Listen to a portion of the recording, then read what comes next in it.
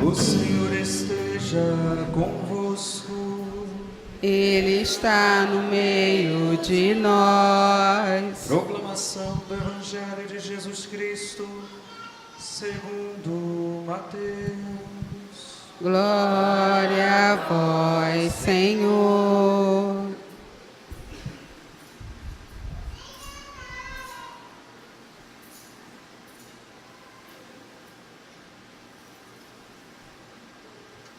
Tendo nascido Jesus na cidade de Belém, na Judéia, no tempo do rei Herodes, eis que alguns magos do Oriente chegaram a Jerusalém perguntando: onde está o rei dos judeus que acaba de nascer? Nós vimos a sua estrela no Oriente e viemos adorá-lo. Ao saber disso, o rei Herodes ficou perturbado, assim como toda a cidade de Jerusalém. Reunindo todos os sumos sacerdotes e os mestres da lei, perguntava-lhes onde o Messias devia nascer. Eles responderam: em Belém, na Judéia, pois assim foi escrito pelo profeta: e tu, Belém, terra de Judá, de modo algum és a menor entre as principais cidades de Judá, porque de ti sairá um chefe, que vai ser o pastor de Israel, o meu povo. Então Herodes chamou em segredo os magos e procurou saber deles cuidadosamente quando a estrela tinha aparecido. Depois os enviou a Belém dizendo: ide procurar e obter informações exatas sobre o menino, e quando o encontrardes, avisai-me, para que também eu vá adorá-lo. Depois que ouviram o rei, eles partiram, e a estrela que tinham visto no Oriente ia adiante deles, até parar sobre o lugar onde estava o menino. Ao verem de novo a estrela, os magos sentiram uma alegria muito grande. Quando entraram na casa, viram o menino com Maria, sua mãe. Ajoelharam-se diante dele e o adoraram. Depois abriram seus cofres e lhes ofereceram presentes: ouro, incenso e mirra. Avisados em sonho para não voltarem a Herodes, retornaram para sua terra, seguindo outro caminho. Palavra da salvação. Glória a vós, Senhor. Permaneçam de pé. Anúncio das solenidades móveis do ano de 2019. Irmãos caríssimos, a glória do Senhor manifestou-se e sempre há de manifestar-se no meio de nós, até a sua vinda no fim dos tempos.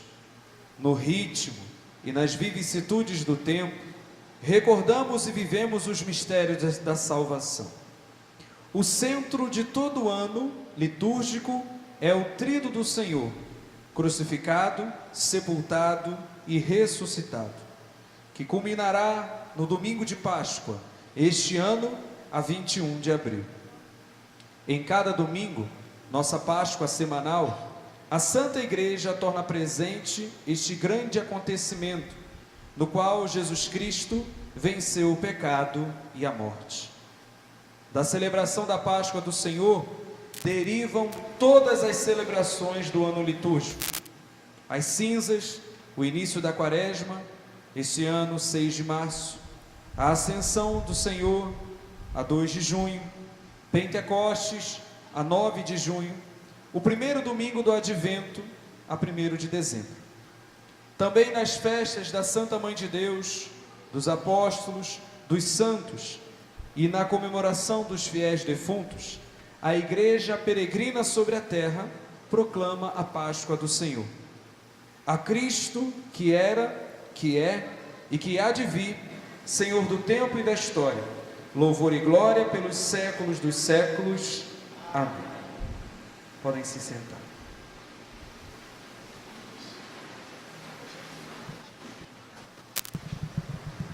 Se vocês nunca ouviram, ou talvez não estão acostumados, então isso é uma catequese. Todos os anos, na missa da Epifania, que é justamente a missa que é a manifestação, a apresentação de Jesus para o mundo, a igreja proclama isso que agora eu acabei de proclamar, que é o anúncio das solenidades móveis. E o que nós acabamos de ouvir foi justamente o que nós celebramos, porque nesse anúncio nós ouvimos agora. A igreja diz que o cume da nossa fé, o cume de todas as celebrações que fazemos é o tríduo pascal. Algumas semanas atrás eu disse para vocês que o objetivo de Jesus vir ao mundo, o motivo do seu nascimento foi para morrer. Jesus nasceu para morrer. Jesus nasceu para ser sacrificado. Esse era o objetivo final dele.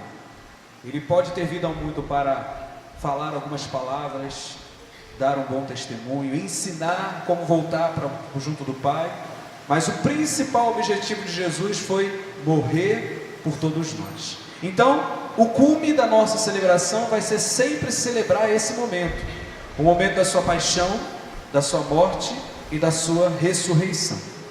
E aí nós acabamos de ouvir esse anúncio, que a paixão de Cristo e toda essa celebração que é tão importante, mais importante de todas elas, que é a Páscoa, ela já é celebrada todas as semanas no domingo. O domingo é a nossa Páscoa semanal. Todos os domingos eu celebro o domingo de Páscoa. Por isso que é preceito e por isso que não podemos faltar. Porque a cada domingo nós renovamos aquela Páscoa que fizemos com Jesus Cristo pela primeira vez. Só que também acabamos de ouvir que além do domingo, a igreja também celebra essa mesma Páscoa em outras datas importantes, como a solenidade de Santa Maria, Mãe de Deus, dos apóstolos, dos santos, como também o dia que marca o início da quaresma, que é a quarta-feira de cinzas, também o dia dos fiéis defuntos. Todas essas celebrações são para nós celebrações onde recordamos o domingo pascal. Então por isso são todas importantes. Agora, é claro que o nascimento de Cristo também é importante. Nós celebramos o nascimento tão quanto o momento da sua entrega. E hoje, recordando mais uma vez esse nascimento, a igreja vem nos mostrar o testemunho dos reis magos. O testemunho daqueles que assumiram a vocação de levarem adiante a mensagem de Jesus. Meus irmãos, os reis magos, eles não tiveram a oportunidade de ver Jesus nascer, de ver Jesus crescer, não tiveram a oportunidade de ver Jesus realizar milagres e prodígios, não tiveram a oportunidade de ouvir Jesus falar com aquelas palavras que nos edificam, e nem mesmo tiveram a oportunidade de ver Jesus morrer, ressuscitar e subir aos céus. Mas uma graça eles tiveram de ver Jesus nascer. E isso já foi suficiente, porque eles levaram a esperança para o seu povo. Eles foram embora com a certeza: Deus está agora em nosso meio. Não existe mais o porquê termos medo. A morte será vencida, os problemas irão cessar, porque a salvação chegou até nós. Imaginem um povo que viveu durante anos e anos uma escravidão, conseguiu sair dessa escravidão, foi para o deserto, passou todo um período de purificação, alcança uma graça de uma terra nova, mas até mesmo depois de alcançar isso, volta novamente para a escravidão, porque agora são escravos dos romanos. Por mais que não sejam tão escravos como no passado, eles são governados pelos romanos, e eles necessitam de um verdadeiro Salvador. Quando eles ouvem dizer que nasceu o Salvador, o coração se enche de esperança. Vocês ouviram o início do Evangelho, quando os reis magos chegaram até o Herodes e até aquele povoado, todos ficaram admirados. Opa, peraí, que história é essa? Aquele Salvador que foi anunciado pelos profetas, aquele que tantas vezes nós ouvimos, ele nasceu, onde está? Na nossa vida, nós sempre criamos essas expectativas. Só que também nós sabemos que ao nosso lado existem pessoas que podem até ter expectativas, mas não têm as mesmas expectativas que nós temos. Tem pessoas que possuem maldade nos seus corações, pessoas que já não têm mais esperança, e pessoas que já estão tão frustradas que a única coisa que esperam é morrer e acabar com a vida dos outros. E um desses exemplos que nós acabamos de ver agora foi Herodes. Herodes não queria ver Jesus, como ele disse, para adorá-lo, para reconhecê-lo, como os outros queriam. Herodes queria ver Jesus para exterminá-lo e não perder o seu reino, já que ele seria o Salvador e ele seria o novo rei de Israel. O seu reinado estava em jogo. Alguém iria assumir o seu lugar, e não seria ninguém da sua família e da sua descendência, seria um novo rei. Então Herodes queria de alguma forma saber quem era esse Jesus, e nós percebemos que no texto fica bem claro, ele pede que os reis magos deem informações exatas. Herodes não quer errar na sua ação, porque qualquer atitude que ele tiver agora, ele pode colocar em risco o seu próprio governo, e nós sabemos que ele vai cometer um grande erro. Depois que Jesus nasce e ele não descobre quem é Jesus, ele manda exterminar todas as crianças abaixo de 2 anos, para que, se Jesus estiver ali no meio delas, ele também seja exterminado. Veja qual é a atitude de uma pessoa que já está com o coração contaminado pela falta de esperança. E nós podemos ser muitas vezes uma dessas pessoas, porque infelizmente nós estamos cercados por pessoas assim na sociedade. Pessoas que já não acreditam mais numa vida nova, pessoas que já não têm mais fé, não têm mais esperança. Quantas vezes nós não somos marcados por pessoas assim? Pessoas que ao nosso redor começam a falar coisas que só trazem para o nosso coração tristezas, maldades. Quantas vezes nós estamos num ambiente, às vezes até dentro de casa, de pessoas que pensam totalmente contrário do que nós pensamos, falam de coisas erradas. Eu acho interessante observar, olhando para as crianças, quando nós temos uma criança sendo educada dentro de uma família que é uma família de respeito, uma família de boa educação, uma família que tem um ambiente que consegue proporcionar à criança uma boa instrução, você pode chegar para essa criança e falar assim: olha, corre ali fora que tem uma vaca voando. A criança vai. Sabe por quê? Porque ela cresce acreditando que o adulto fala a verdade, que o adulto não mente. Ele aprendeu isso com o pai, ele aprendeu isso com a mãe. Então a criança é ingênua, ela não tem maldade.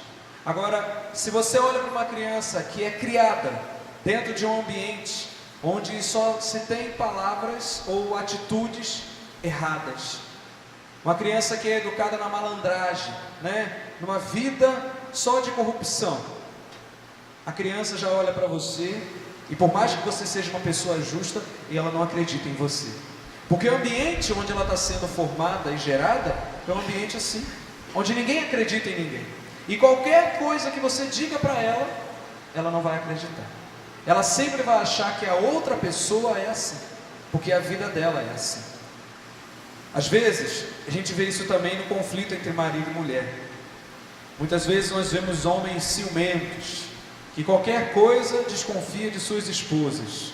Quantos homens agem assim? Mas eu vou dizer uma coisa a você que é homem. Normalmente, quando o homem desconfia muito da sua esposa, é porque o próprio homem é uma pessoa que gera esse tipo de atitude. Porque quando não há confiança, é porque dentro de si já existe uma desconfiança. Quando nós não acreditamos no outro, é porque nós não somos capazes de acreditar em nós mesmos. Então, quando nós acabamos acusando uma pessoa: você me traiu, você está fazendo isso, é porque aqui dentro a pessoa já fez isso.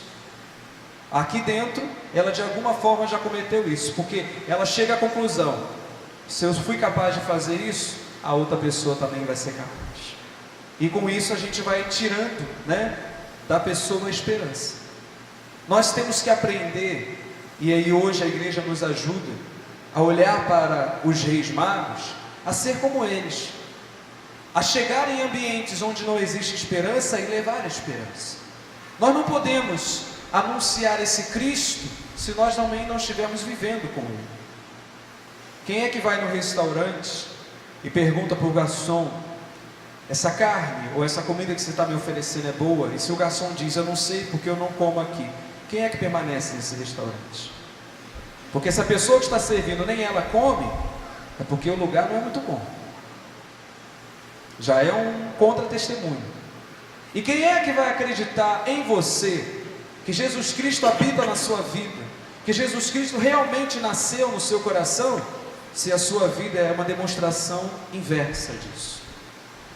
Nós temos que aprender a anunciar, mas não pode ser da boca para fora, tem que ser com o coração. Talvez você possa até dizer: mas eu não sou santo, eu não sou santo. E é fato, nós não somos. Mas as pessoas não precisam ver a nossa santidade, porque se nós fôssemos santos hoje, nós nem estaríamos aqui. Porque a santidade a gente se alcança plenamente diante de Deus, quando estamos diante da luz. Mas as pessoas precisam ver que nós estamos querendo ser, estamos nos esforçando para ser. Igual alguns ficam, se esforçando para manter os olhos abertos, depois de um dia inteiro de farra. No domingo, a gente vai para o churrasco, vai para a festa, aí vem para a missa, fica lá brigando, ou então confirmando. Qualquer dia desses eu vou dizer: posso tirar dinheiro da sua conta? Você vai dizer assim: pode, Eu só confirmo junto com o pai, Mas esse testemunho tem que ser com o coração, e é preciso ter conhecimento. Eu conheço verdadeiramente esse Jesus. Eu tenho plena ciência de que o que Ele veio trazer para a minha vida é a salvação, é a esperança. Eu me recordo aqui, eu estou com 33 anos.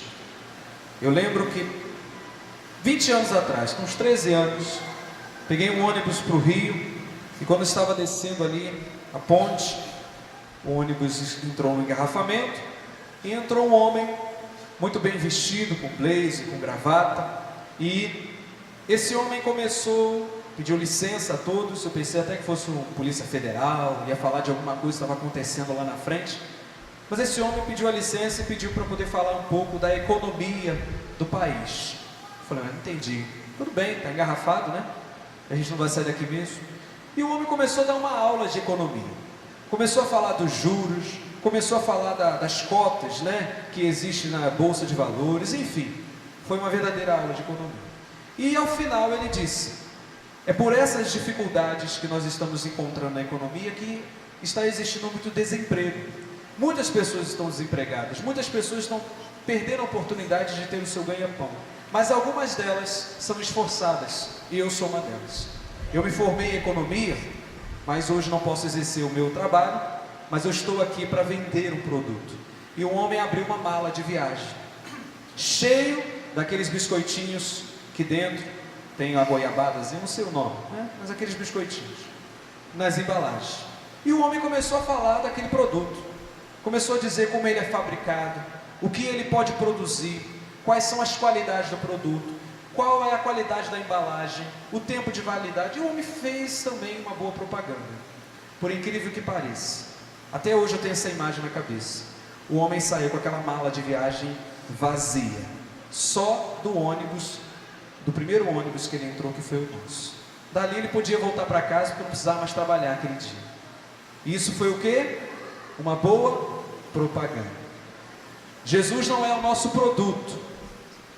Aqui eu faço uma comparação muito longe. Jesus não é o nosso produto. Mas se para um produto o sujeito consegue convencer, porque ele conhece, porque ele estudou, ele teve um trabalho. Não foi só estudar economia, ele estudou também sobre o produto para falar dele. Se ele teve todo esse trabalho e conseguiu conquistar tantos corações, por que Jesus Cristo nós não temos esse trabalho? Se é que ele é muito mais importante para nós do que um simples biscoito, do que um simples produto. Por que nós não somos capazes de falar desse Cristo? A grande verdade é porque na verdade nós não conhecemos esse Cristo.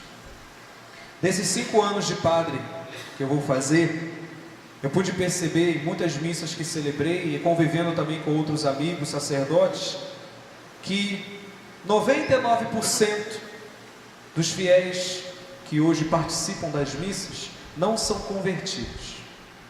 99%. Não são 90. 99% das pessoas que participam da missa hoje não são convertidas. São pessoas que vêm à missa por vir, são pessoas que vêm para cumprir o preceito. Não são pessoas que realmente tiveram um encontro pessoal com Deus. Por isso vem uma vez, aparece um ano depois some, porque esse encontro pessoal com Cristo só acontece quando tem uma necessidade, quando alguém me motiva, quando sobrou um espaço na minha agenda. Por isso que às vezes a gente ouve uma pessoa dizer assim: eu saí da igreja, ou então parei de acreditar em Deus. Na verdade, a pessoa nunca acreditou, porque quem tem um encontro pessoal com Deus, quem tem um encontro pessoal com Cristo, nunca o abandonaria e nunca colocaria outra coisa no lugar dele. Nós precisamos pedir ao Senhor que neste ano de 2019 aconteça conosco o que aconteceu com esses reis magos, um verdadeiro encontro com Ele, para que o nosso coração se encha da verdadeira esperança e da verdadeira alegria, e assim nós consigamos retornar para as nossas casas, para as nossas famílias, para o ambiente em que muitas vezes nos encontramos, e testemunhar com a própria vida: eu vi o Senhor. Os reis magos eram apenas 3 e foram capazes de anunciar a todas as nações. Nós somos muito mais. A quem nós vamos anunciar? E o que vamos anunciar? Louvado seja o nosso Senhor Jesus Cristo.